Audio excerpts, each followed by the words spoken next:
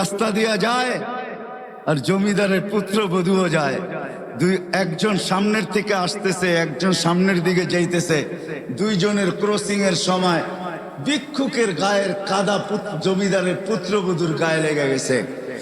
সে দুনিয়া আন্ধার করে ফেলছে, স্বামীকে ডাইকা নিয়ে আসছে, বলছে ভিক্ষুক আমার কাপড় নষ্ট করে দিছে। সে শুধু ভিক্ষুক ছিল না, বৃদ্ধ ছিল। বৃদ্ধ ছিল না শুধু, জীর্ণ ছিল, শীর্ণ ছিল, শরীরে কাপড় ছিল না, ফাটা চিরা কাপড় ছিল, পায়ে জুতা ছিল না, পেটে ভাত ছিল না। জমিদারের পুত্র সইতে পারে নাই, যৌবনী শক্তি সয় তো সয় কি কইরা, তার স্ত্রীর গায়ে ভিক্ষুকের কাদা, বস সমগ্র শক্তিকে হাতে জমা করা, একত্র করা বৃদ্ধের গালে বসায় দিছে। বৃদ্ধ কিচ্ছু বলে নাই, শুধু উপরের দিকে তাকায় দুই তিনটা শব্দ উচ্চারণ করছেন।